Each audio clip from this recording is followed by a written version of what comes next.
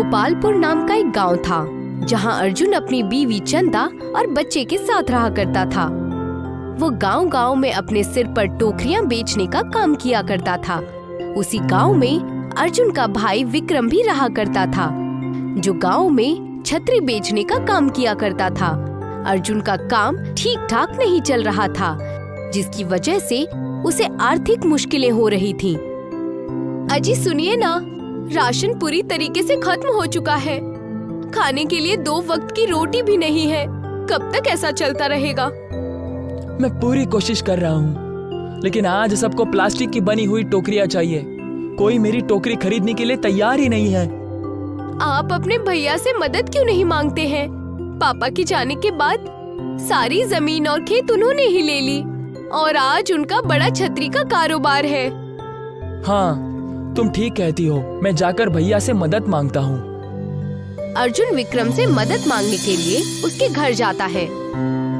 भैया प्रणाम, कैसे हैं आप लोग? और भाभी कैसी है? सब कुशल मंगल है। तुम बताओ, तुम्हारा यहाँ आना कैसे हुआ? वो भैया, मैं थोड़ी पैसों की दिक्कत से जूझ रहा हूँ, इसीलिए आपसे कुछ पैसों की मदद मांगने आया था। मैं तुम्हारी कोई मदद नहीं करने वाला। आखिर मुझे मेरा भी घर चलाना है। मैं तुम्हारी कोई मदद नहीं कर सकता। चले जाओ यहाँ से। भैया, अब्बू ने जमीन जायदाद छोड़ी थी, सभी चीजों को तो आपने मुझसे ले लिया। क्या आप मेरी इतनी सी भी मदद नहीं कर सकते हैं? तुम एक ही बात 1000 बार क्यों दोहराते हो? जाओ, मैं तुम्हारी कोई मदद नहीं करूंगा। बारिश का मौसम आ रहा है। मेरी छतरी की बिक्री इसी महीने में होती है, तो एहसान करके मुझे छोड़ दो और चले जाओ यहाँ से। अर्जुन नाराज होकर विक्रम के घर से निकल जाता है और अपने घर चला जाता है, जहाँ उसकी बीवी चंदा उससे पूछती है, क्या हुआ जी? आप इतने दुखी क्यों लग रहे हैं? विक्रम भैया ने हमारी मदद करने से इनकार कर दिया। उनके पास इतने पैसे हैं, फिर भी क्या वो अपने भाई की मदद नहीं कर सकते? खैर छोड़ो, मैं अभी दूसरे कस्बे में जाकर ये टोकरियां बेचूंगा। शायद दूसरे कस्बों में अभी भी टोकरियों का इस्तेमाल होता हो। जी ठीक है। अर्जुन टोकरियों को अपने सिर पर रखकर दूसरे गांव निकल जाता है कि शायद वहां कोई उसकी टोकरियां खरीद ले। अर्जुन गांव-गांव फिरता अपनी टोकरियां बेचता है। टोकरी ले लो, हाथ से बनी टोकरी ले लो। अरे भैया, ये टोकरी कैसे दी? जी बस 20 रुपए में। 20 रुपए? ये तो इन टोकरियों के लिए बहुत ज्यादा है। 10 में देना है तो दो, वरना रहने दो। ठीक है, ले लीजिए। अर्जुन टोकरी को 10 रुपए में बेच देता है और अपने गांव वापस आने लगता है। कुछ ही वक्त बाद गांव में बारिश आनी शुरू हो जाती है। आज बस 2 टोकरियां बिकी हैं और ये बारिश भी अपने वक्त से पहले ही आ गई है। अर्जुन टोकरियों को अपने सिर पर छतरी की तरह रखकर घर लौटने लगता है। लेकिन कुछ भी कहो, इन टोकरियों में एक बूंद पानी भी अंदर नहीं आता है। अर्जुन रास्ते में कुछ कुत्तों को बारिश में भीगता हुआ देखता है तो कहता है, मेरे सर पर तो बारिश से बचने के लिए एक छत है, लेकिन इनके पास तो उतना भी नहीं है।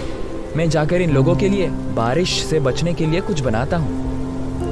अर्जुन घर जाकर एक बड़ा टोकरी बनाना शुरू करता है और वो उस टोकरी के बीचों बीच एक डंडी लगा देता है ताकि वो जमीन में गड़कर खड़ी रह सके। जैसे ही टोकरी तैयार हो जाती है, अर्जुन जाकर उस टोकरी को छाते की तरह रास्ते में रख देता है। अब जब भी बारिश होगी तो कस्बे के कुत्ते इस टोकरी के नीचे आकर रह सकते हैं।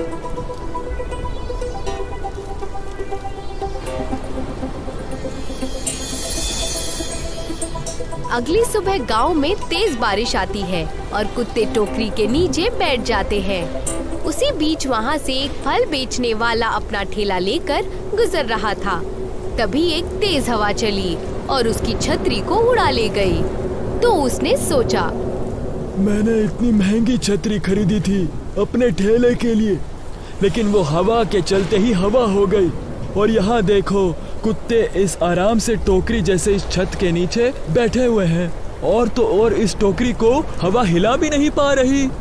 फल वाला अपने ठेले के लिए टोकरी छतरी वाले को गांव में ढूंढने लगा और ढूंढते ढूंढते वो अर्जुन के घर जा पहुंचा। अभी सुनिए, क्या आप ही हैं जिसने वो टोकरी की छतरी कस्बे के कुत्तों के लिए बनाई हुई है? जी वो मैं ही हूँ, बताइए क्या बात है। उसी तरीके की छतरी मुझे आपसे बनवानी थी, इसलिए मैं कस्बे में हर जगह आपको ढूंढ रहा था। जब बारिश का मौसम आ जाएगा, और मैं नहीं चाहता कि पहले की तरह मेरा छाता बारिश में उड़ जाए।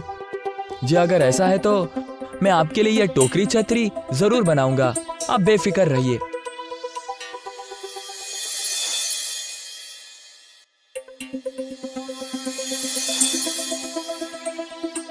अर्जुन उस फल वाले के लिए टोकरी की छतरी बनाता है और उसे दे देता है।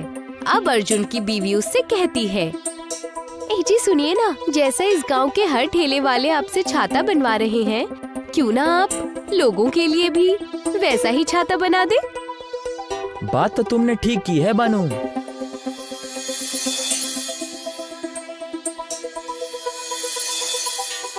अर्जुन टोकरी की छतरी लोगों के लिए भी बनाने लगता है और गांव वालों को कम पैसों में वो छतरी बेचने लगता है और सारे गांव वाले अर्जुन को टोकरी छतरी वाले के नाम से जानने लगते हैं।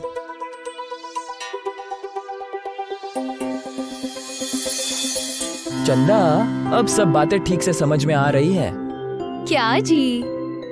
सिर्फ मेहनत से ही हम आगे नहीं बढ़ सकते हैं, बल्कि हमें उसके साथ साथ दिमाग का भी इस्तेमाल करना चाहिए। आप सही कह रहे हैं। उसने हमें इस तरीके से बनाया है कि हम भी आगे कुछ नया बनाएं, जिस तरीके से आपने इस टोकरी छतरी को बनाया।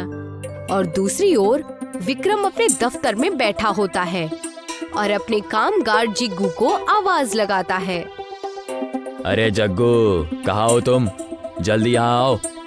हाँ साहब, आया। बोलिए, क्या काम था? इस महीने कितने छतरियों की बिक्री हुई है? साहब, इस महीने तो छतरियों की बिक्री बड़ी कम हुई है, गिनकर 10 छतरियां भी नहीं बिकी है। ये कैसे हो सकता है? बारिश होना शुरू हो गई है और छतरी सिर्फ इतनी ही बिकी है। जग्गू, हमारी छतरियां क्यों नहीं बिक रही जग्गू? साहब, वो आपका भाई अर्जुन है ना, उसने कस्बे में टोकरी की बनाई हुई छतरी बेचनी शुरू कर दी है, जिससे सारे कस्बे वाले सिर्फ उसकी बनाई हुई छतरी ही खरीद रहे हैं। तो ये बात मुझे कब बताओगे? तुम किसी काम के नहीं हो जग्गू।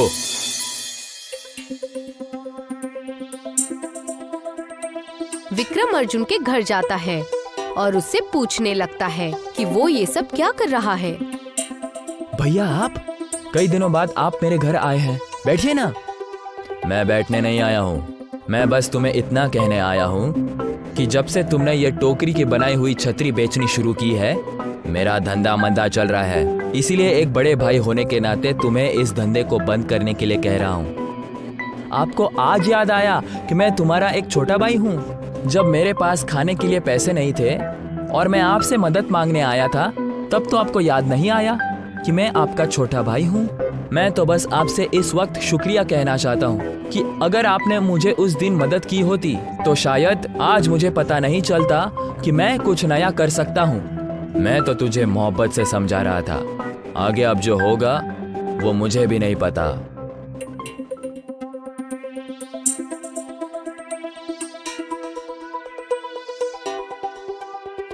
विक्रम अपने दफ्तर चला जाता है और अपने कामगार जीगू को बुलाता है और उससे कहने लगता है, बताओ, तुम्हारे पास कोई तरकीब है जिससे हमारी छतरी की बिक्री ज्यादा हो जाए?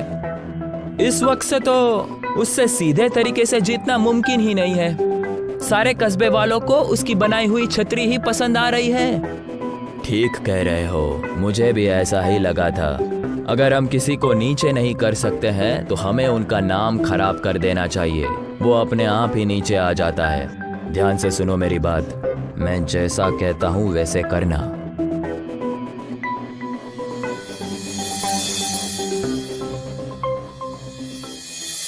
जैसे ही रात होती है, जग्गू वो सारी छतरी जो गांव वाले बाहर सूखने के लिए छोड़ देते हैं, उन्हें उठा ले जाता है और विक्रम उसका अपने घर के पास इंतजार कर रहा था। मुझे तो लगा तुम आओगे ही नहीं और तुम्हें बस इतनी ही छतरी मिली।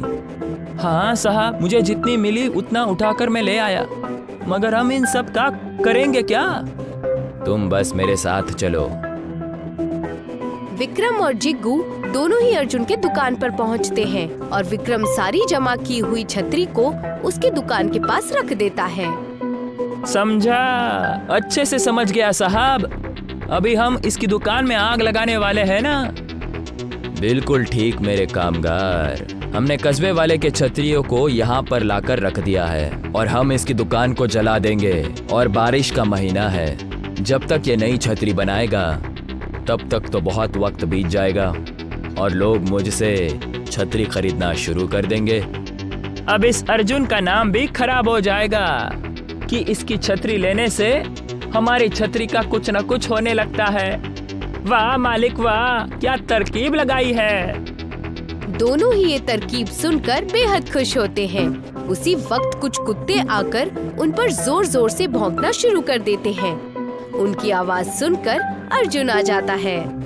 भैया, आप यहाँ क्या कर रहे हैं? और ये सब छतरियाँ यहाँ क्या कर रही है? इन सब से मेरा कोई लेना देना नहीं है।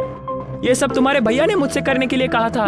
विक्रम अपनी सारी गलती मान लेता है, जिस पर अर्जुन कहता है, भैया, आपको मदद करना और मदद मांगना दोनों ही सीखने की जरूरत है। देख लीजिए, आज इन कुत्तों ने मुझे बचाया। किसी दिन मैंने इन्हें बारिश से बचाया था। जो आप बोते हैं वही आप खाते हैं।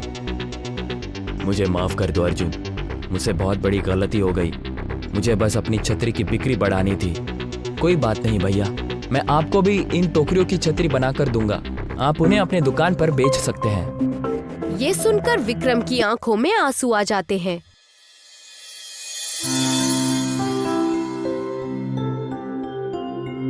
और आगे से वो मदद मांगने के लिए शर्माता नहीं है, ना ही वो मदद करने से हिचकिचाता है।